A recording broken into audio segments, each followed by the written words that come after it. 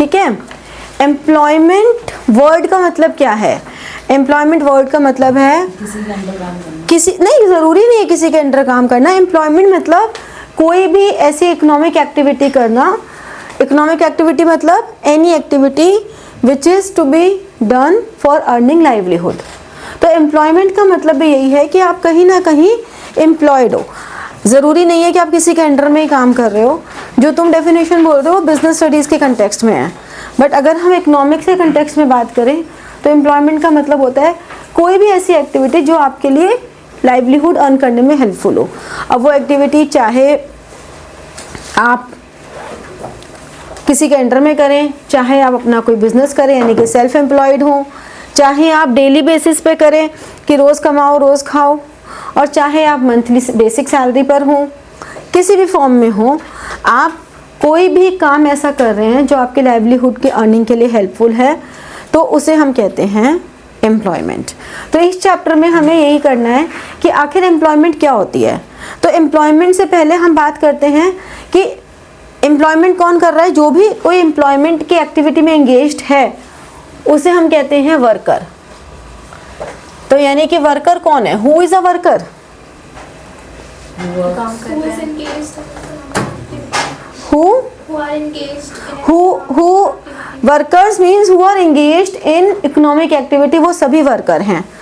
तो और जो उस इकोनॉमिक एक्टिविटी में हेल्प कर रहे हैं वो भी वर्कर हैं।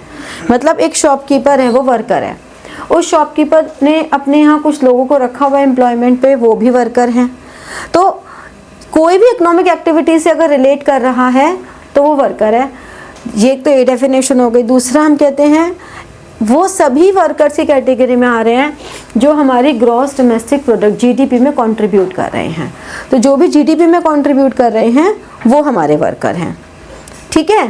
तो हम अगर थोड़ा सा डेटा पे जाएं तो हमारे डेटा ये कहता है कि 2017-18 में, ठीक है, चाहे ये डेटा पुराना है अगर आज के हिसाब से देखा जाए, लेकिन आपको एनसीईआरटी के डेटा पे ही रहना है, इसके पहले पे नहीं जाना। 471 मिलियन हमारे पास एक स्ट्रॉन्ग वर्कफोर्स थी उस टाइम पर। इस चैप्टर में से वैसे भी तुम्हारी एक बेसिक डेफिनेशंस तुम्हें करनी है और उसके अलावा इंटरप्रिटेशंस का आते हैं क्वेश्चंस कि आपको टेबल दे दी, कोई ग्राफ दे दिया, उसको आपने एनालाइज करना है और इसकी इंटरप्रिटेशंस लिखनी है। तो वो इंटरप्रिटेशंस लिखने के लिए आपको डेफिनेशंस की डेफिनेशंस आनी चाहिए। तो इस चैप्टर में से इतना ही आता है। ठीक है। अब अगर हम बात करें तो टोटल वर्कफोर्स में 77% हमारे पास मेल हैं और बाकी हमारे पास फीमेल्स हैं। एक तो ये इम्पॉर्टेंट है। फिर अब हम ये देखना चाहते हैं कि हमें कैसे पता चलेगा कि हमारी जो वर्कफोर्स है वो वर्कफोर्स टोटल एम्प्लॉयमेंट में कितना अच्छा, हमने कहा स्ट्रॉन्ग वर्कफोर्स है, तो हमारी स्ट्रॉन्ग वर्कफोर्स है ये कैसे पता चलेगा? वो पता चलता है वर्कर्स पॉपुलेशन रेशो से। क्या होती है ये?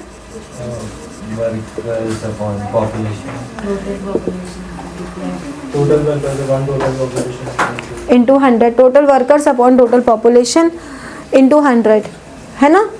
तो इससे हमें परसेंटेज पता लग जाती है कि हमारी कितनी जनता वर्कर्स में है। अब वर्कर्स में हम ये कहते हैं कि 14 बिलो 14 ईयर्स और अबव 60 ईयर्स।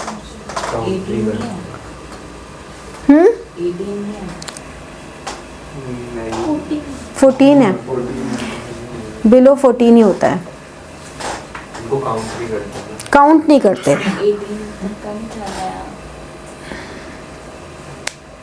14 ही है मेरे हिसाब से, तो 14 ही है, 14 ही है, क्योंकि 14 ईयर से नीचे को हम वर्कर्स की कैटेगरी में नहीं ले सकते। ऑल्दो आप 14 के ऊपर वालों को भी एज एन वर्कर नहीं इंगेज करना चाहिए, बट अगर लेबर लॉज ये कहते हैं कि 14 से नीचे वाले को तो आप कहीं इंगेज कर ही नहीं सकते। 14 से 18 वाले को आप कोई भी नॉन हैजार्डियस एक्टिविटी में इन्वॉल्व कर सकते हो, मतलब आप किसी भी हैजार्डियस एक्टिविटी में, जैसे कि कोई ऐसी एक्टिविटी जहाँ पे लाइफ डेंजर वाली सिचुएशन आ जाती है, उनमें नहीं ले सकते हो। आप थोड़े छोटे मोटे काम में उनको इंक्लूड कर सकते हो, ठीक है। तो इनको हम वर्कर्स पॉपुलेशन रेशियो में काउंट नहीं करते। क्यों नहीं करते? क्या रीज़न है? क्या रीज़न है क्यों नहीं करते? इनको क्यों नहीं करते? इनको क्यों नहीं करते? इनको वर्कर्स पॉपुलेशन, इनको वर्कर की कैटेगरी में क्यों नहीं रखते? क्योंकि they are not suppose to take participate in any economic activity. हमारी कंट्री के लेबर लॉज ऐसे हैं कि 14 से नीचे को आप एम्प्लॉयमेंट दे नहीं सकते, और 60 की एज रिटायरमेंट एज एवरेज मानी जाती है। किसी किसी जॉब में 58 भी है, 62 भी होती है, 55 भी होती है, अलग अलग होती है, लेकिन एवरेज एज 60 ईयर्स की मानी जाती है।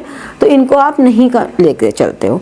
तो इससे कह सकते हो कि ये ड्रॉबैक भी है, क्योंकि ऐसे बहुत लोग हैं जो 60 के ऊपर भी 70-80 तक भी काम कर रहे हैं, लेकिन हम उनको काउंट नहीं करते।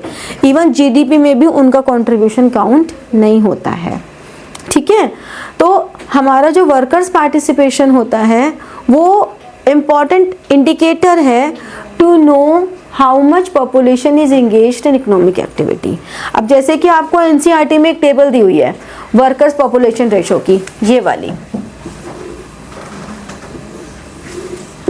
ठीक है ना। इसमें आपको ये टेबल है जिसमें आपको मेल, फीमेल और रूरल अर्बन,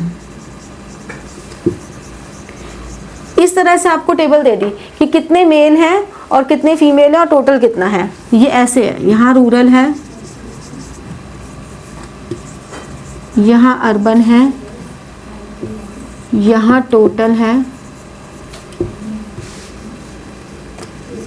यहाँ मेन विमेन या मेल फीमेल, और फिर यहाँ टोटल है। इस तरह से आपको टेबल दे देते हैं। टेबल में आपको डेटा दे दिया 52, 16। अब जैसे ये 52.1, 16.5, 52 टोटल, क्या 52.1 टोटल, हाँ 52.1 टोटल है। अच्छा, मैंने टोटल का कॉलम बाद में बनाया ना। 51.7 और क्या है, बोलते जाओ फटाफट से। 16.5, ये तो 17.5 है। 53, 14.2।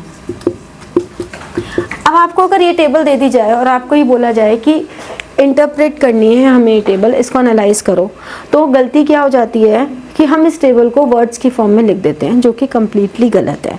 हमें टेबल को वर्ड्स की फॉर्म में नहीं लिखना, हमें उस टेबल को एनालाइज करना है। तो हम एनालाइज कैसे करेंगे कि in the rural areas more men are employed as a work force as compare to women, और फिर उसका रीज़न साथ साथ लिखना है कि क्यों ऐसा है। फिर हमने अर्बन एरिया में कहा कि इन अर्बन एरियाज ऑल्सो, तो हम इनको कंबाइन करके भी लिख सकते हैं, in both urban and rural areas और in totality more men are employed as compare to women, फिर उसके रीजंस लिखा। फिर हमने ये लिखा कि in rural areas more women are employed as compare to women in urban areas, फिर हमने उसका रीज़न लिखा कि जॉइंट फैमिली होती है, ठीक है, इस तरह से हमने लिखा। फिर हमने यहाँ लिखा कि ओवरऑल में मेन में देखें तो more people men are employed in urban areas as compare to rural areas. क्यों? क्योंकि अर्बन एरियाज में न्यूक्लियर फैमिलीज हैं, न्यूक्लियर फैमिलीज में more females has to stay at home for take care of home and other members and other family commitments. तो इस तरह से आपको एनालाइज करते समय रीजनिंग के साथ लिखना है, टेबल को वर्ड्स की फॉर्म में कभी मत लिख देना, ठीक है। अगर याद आ जाती है तो वर्कर्स पॉपुलेशन रेशो की डेफिनेशन भी लिख दोगे तो और अच्छा क्वालिटी आंसर बन जाएगा, ठीक है। अगर तुम एनसीईआरटी को भी देखोगे तो उसमें पूरे एक पेज को उन्होंने उस टेबल को एनालाइज करके दिया हुआ है, तो पूरे रीजंस के साथ, तो आपको पूरे रीजंस के साथ ही एक्सप्लेन करना है, ठीक है। फिर हमारे पास डेफिनेशन आती है self employed and hired workers की। सेल्फ एम्प्लॉयड कौन होते हैं, मैं बिल्कुल ब्रीफ में बताते जा रही हूँ चैप्टर के, तुम्हें याद आ जाए इसमें क्या क्या है। सेल्फ एम्प्लॉयड में कौन होता है, हु ओन जिनका खुद का स्टार्टअप्स को मत इस हाई लेवल पे क्यों चले जाते, स्टार्टअप्स तो है ही चलो सेल्फ एम्प्लॉयड, लेकिन अगर एक कॉन्ट्रैक्टर भी है, लेबर कॉन्ट्रैक्टर, वो भी सेल्फ एम्प्लॉयड ही है, ठीक है। तो ज़रूरी थोड़ा ना जो स्टार्टअप्स हों वही सेल्फ एम्प्लॉयड हों। एम्प्लॉय दूसरों को करे। जो सेल्फ एम्प्लॉयड जो किसी के अंडर में काम नहीं कर रहा, जो अपने रिसोर्सेज खुद डेवलप कर रहा है, जो रिस्क ले रहा है और एज ए रिवॉर्ड प्रॉफिट ले रहा है, जो दूसरे लोगों को एम्प्लॉयमेंट दे रहा है, वो सेल्फ एम्प्लॉयड है। और हायर्ड वर्कर्स जो कि दूसरों अंडर में काम कर रहे हैं और उनको अपनी सर्विसेज के बदले कॉम्पनसेशन मिल रहा है। अब यहाँ पर हम कह देते हैं कि एक हमारे पास फॉर्मल एम्प्लॉयमेंट होती है, एक इनफॉर्मल होती है।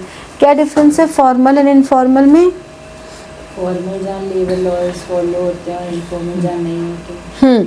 फॉर्मल जहाँ पे लेबर लॉज फॉलो हो रहे हैं, फॉर्मल में हमें सिक्योरिटी मिल रही है, ठीक है ना, जॉब सिक्योरिटी है, रेगुलर हमें कॉम्पनसेशन मिल रहा है, सैलरी रेगुलर मिल रही है, ठीक है, सोशल सिक्योरिटी स्कीम्स का भी हम पार्ट होते हैं। एंड मोर देन 10 और मोर, अगर कहीं 10 भी है तो वो फॉर्मल ऑर्गेनाइजेशंस में आ जाएगा, 10 और मोर वहाँ पर पीपल आर वर्किंग, ठीक है, ये समझ में आया। फिर हमारे पास सेल्फ एम्प्लॉयड और हायर्ड वर्कर में एक होते हैं रेगुलर सैलरीड एम्प्लॉयज़ और एक होते हैं कैजुअल वेज लेबर। क्या डिफरेंस है? जिन्हें मंथली बेसिस पे या एक फिक्स पीरियड के बाद मिलती है वो रेगुलर वाली। और जो कंस्ट्रक्शन वर्कर्स होते हैं वो कैजुअल वेज वर्कर्स हो जाते हैं। के हिसाब से जो रेगुलरली एम्प्लॉयड नहीं होते वो कैजुअल हो जाते हैं। तो हमारे पास सेल्फ एम्प्लॉय रेगुलर सैलरीड में जिनको रेगुलर मंथली सैलरी मिल रही है, एक fixed amount of salary. Casual labour में जिनको आवरली बेसिस पर या डेली बेसिस पे सैलरी मिलती है। तो धीरे धीरे हमारे यहाँ कैजुअलाइजेशन ऑफ लेबर काफ़ी ज़्यादा हो रहा है, लोग अपनी जॉब्स छोड़ के, और कैजुअलाइजेशन डजंट मीन कि you are doing a low level work. अगर एक कोई टीचर हैं या डॉक्टर हैं, वो आवरली बेसिस पे काम कर रहे हैं, एक डॉक्टर है वो 4 हॉस्पिटल्स में अलग अलग बैठ रहे हैं आवरली बेसिस पे, वो भी कैजुअली हो गया, लेकिन वो कोई स्मॉल लेवल जॉब तो नहीं है। कोई टीचर आवरली बेसिस पे पढ़ा रहे हैं, तो बेसिकली कुछ भी जो कि आवरली या डेली बेसिस पर काम कर रहे हैं।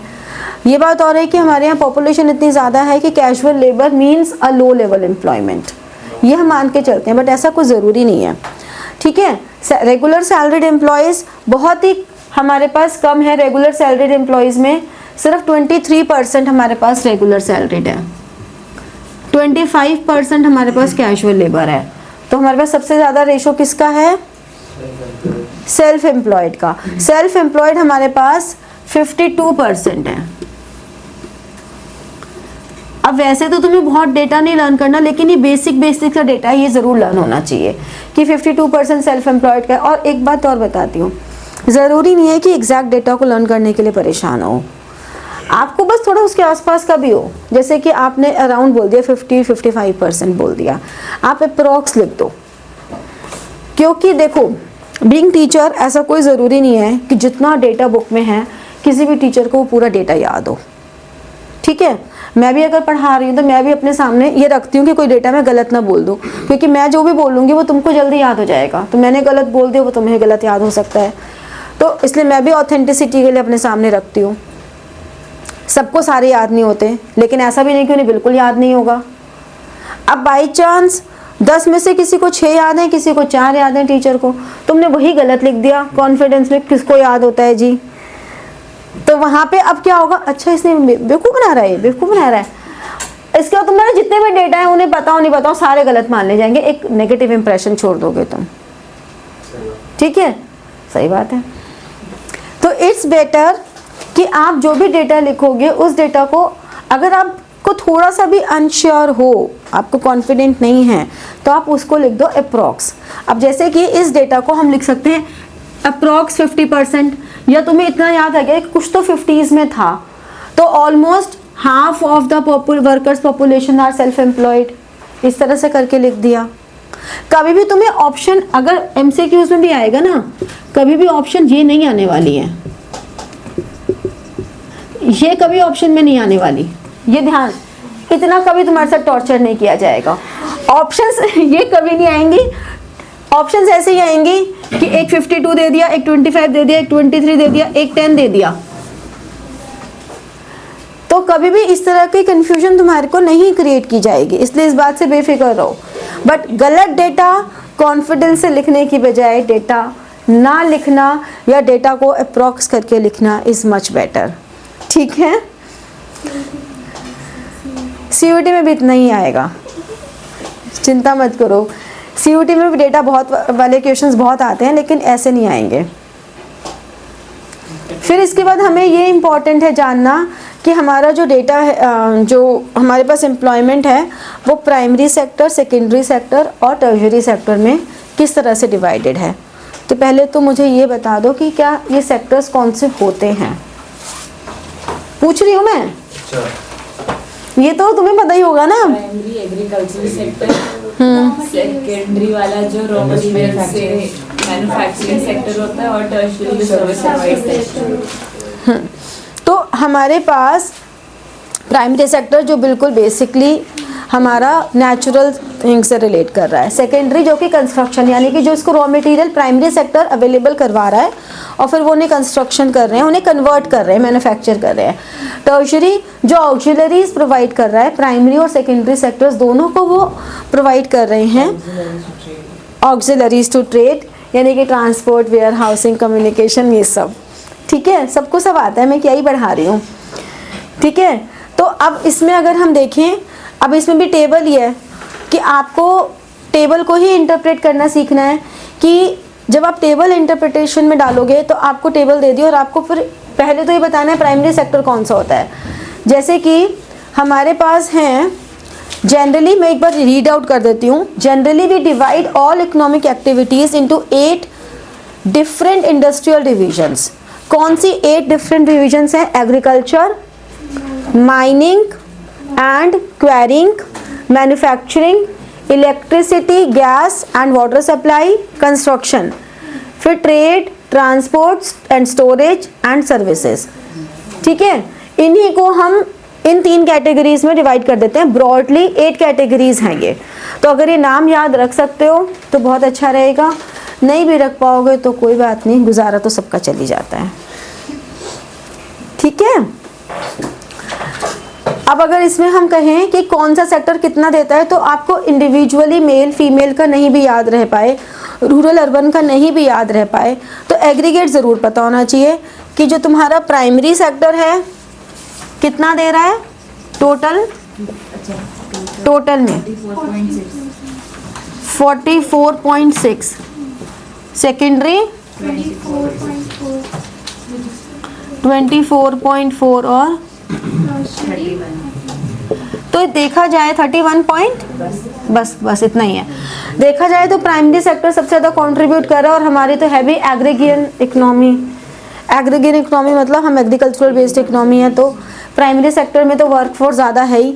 बट बाय द टाइम अगर हम ये डेटा हमें जो बुक में दिया हुआ है ये है 2017-18 का, अगर हम लेटेस्ट डेटा की बात करेंगे, और ऐसा हो भी जाता है कि आपको ना जो पैसेज वाले क्वेश्चंस आते हैं उसमें लेटेस्ट डेटा दे देते हैं।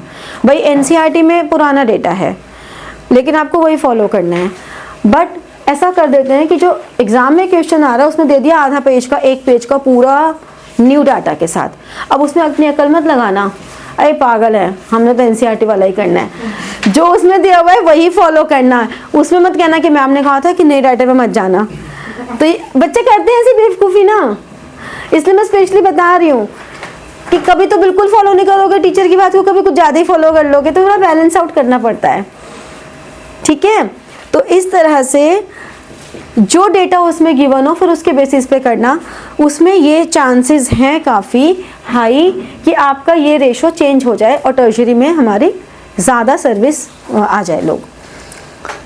अब धीरे धीरे हमारे पास जो चेंजिंग पैटर्न आ रहा है, जैसे कि जो पहले और अब में चेंजेस है, जो गैप है पहले इन दोनों में, ये देखो इन दोनों का गैप कितना कम है अभी 44 एंड 31। अगर हम इसको 1950 में देखें तो इन दोनों का गैप काफ़ी ज़्यादा था, लेकिन अब इनका गैप धीरे धीरे कम हो गया है, ओवरलैप करने लग गया है। तो इसका ज़रूर ध्यान रखना है कि जीडीपी में जो कंट्रीब्यूशन आ रहा है अलग अलग सेक्टर्स का वो कैसे आए। जैसे कि अगर हम 273 में देखें तो प्राइमरी में 74% था और सर्विस में 14% था सिर्फ। अब तुम देख रहे हो ये डबल हो गया, ऑलमोस्ट डबल से ज़्यादा, और ये ऑलमोस्ट हाफ हो गया। समझ रहे हो कितना ज़्यादा गैप आ गया। ऐसे ही अगर हम सेल्फ एम्प्लॉयड देखें तो सेल्फ एम्प्लॉयड रेगुलर और कैजुअल में कोई बहुत ज़्यादा चेंज नहीं आया है, वो हमारे सेम ही चल रहे हैं। सेल्फ एम्प्लॉयड हमारा अगर 61.4% था तो वो हमारा 52.2 पे आ गया है बस। अगर हमारा कैजुअल वेज लेबर 23.2 था तो वो 25 पर आ गया है, तो बहुत ही स्मॉल आया है। ठीक है, तो यही हम कहते हैं कि कैजुअलाइजेशन ऑफ वर्कर हो रहा है। ठीक है, फॉर्मल इनफॉर्मल हमने पहले ही कवर कर लिया, हम बहुत इंटेलिजेंट हैं। फिर एक इसमें अनएम्प्लॉयमेंट की प्रॉब्लम। अनएम्प्लॉयमेंट की प्रॉब्लम कहाँ से आती है? अनएम्प्लॉयमेंट क्या होती है पहले तो ये बता दो। People who are willing to work are not getting work. The people who are willing to work are not getting the job at the existing wage rate. ठीक है ना, ये बहुत इंपॉर्टेंट है कि वेज रेट पे विलिंग टू वर्क है लेकिन एग्जिस्टिंग वेज रेट पे अवेलेबल कितना है। तो अनएम्प्लॉयमेंट की प्रॉब्लम क्यों है इंडिया में इतनी? मतलब इंडिया में तो बहुत ज़्यादा है, बाकी कंट्रीज़ में भी हैं, लेकिन हम इंडियन इकोनॉमिक डेवलपमेंट पढ़ रहे हैं तो मैं इंडिया की बात कर रही हूँ कि हमारे यहाँ अनएम्प्लॉयमेंट की प्रॉब्लम क्यों है। एक तो पॉपुलेशन बहुत ज़्यादा है, रिसोर्सेज कम है, हमारी जो एजुकेशन सिस्टम है that is not on vocational basis, that is based on routing system. मतलब हम रट रुटा के पास तो हो ही जाते हैं, हम नंबर तो ले ही आते हैं, नॉलेज ले ही आओगे, नंबर की कोई टेंशन नहीं है। एक बार तुम्हारे अंदर से बस एक जगने की देर है कि मैं नंबर लाने हैं।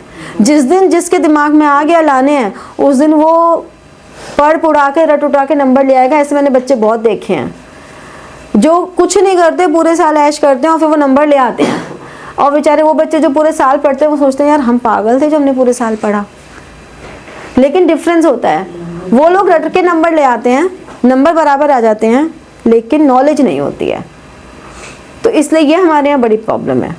ऑल्दो अब काफ़ी कुछ सुधरने भी लगा है, बट स्टिल अभी भी बहुत चीज़ें हैं।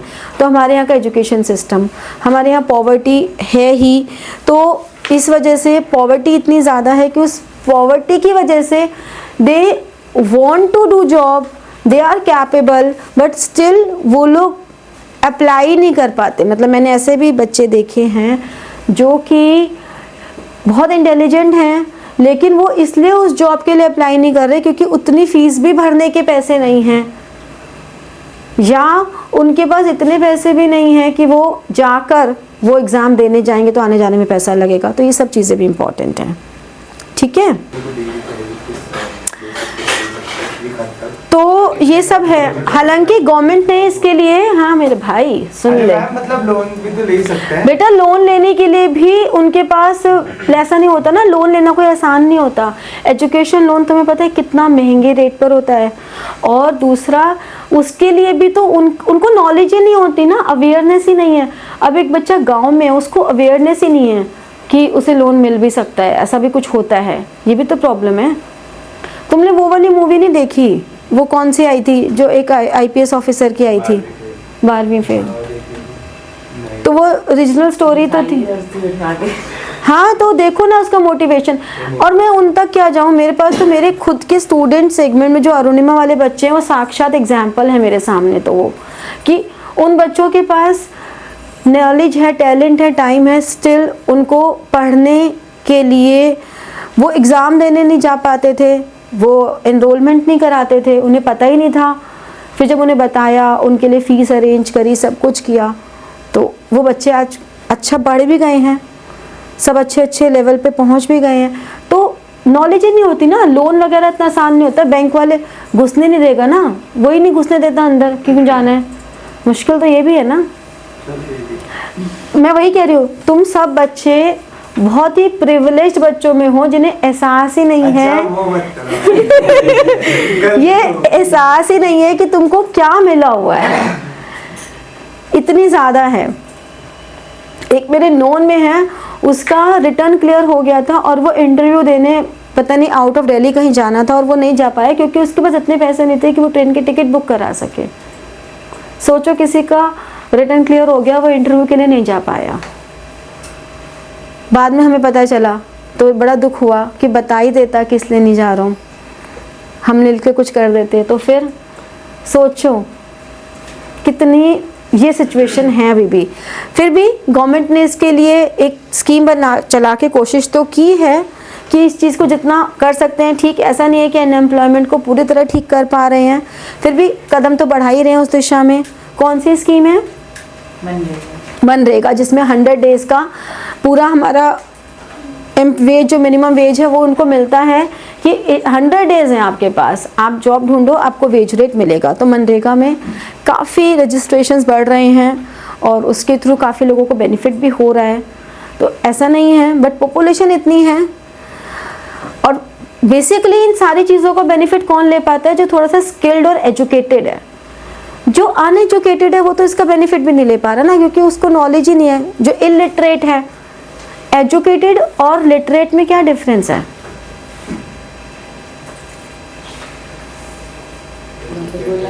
एजुकेटेड और लिटरेट पर्सन में क्या डिफरेंस है? Who can read and right वो लिटरेट है सिर्फ। जिनके पास कुछ स्किल भी है, जिनके पास एक एनालिटिकल वे भी है, वो हमारे एजुकेटेड है। तो अभी आप लोग अपने आप को लिटरेट मानते हो कि एजुकेटेड?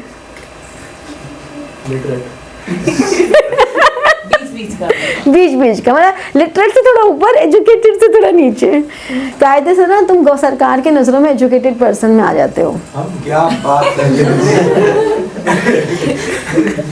खुशी हो रही है ना सबके चेहरे देखो जरा। तो गवर्नमेंट ने जो ये सारे एफर्ट्स दिए हैं, 2 तरह से आते हैं, एक डायरेक्ट है और एक इनडायरेक्ट है। जो हमारे पास डायरेक्ट है वो लोगों को डायरेक्टली इम्पैक्ट डालता है, जैसे कि हमने मनरेगा के बारे में पढ़ा। इनडायरेक्ट क्या है? इनडायरेक्ट तरह से किस तरह से करते हैं?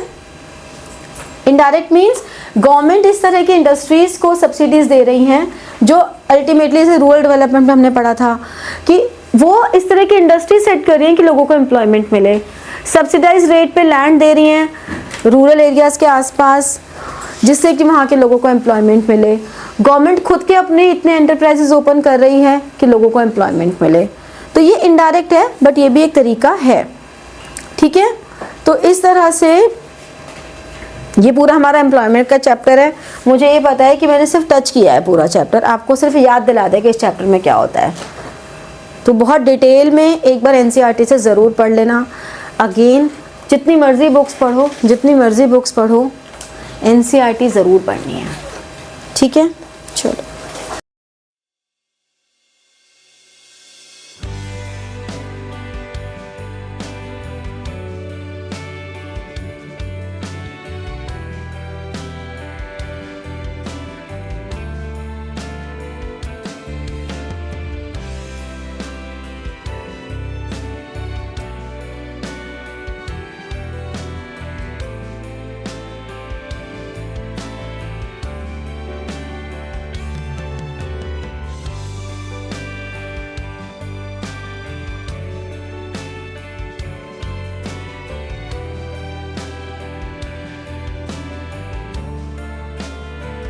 So like, share and press the bell button for getting your notifications and comment. ठीक है, thank you.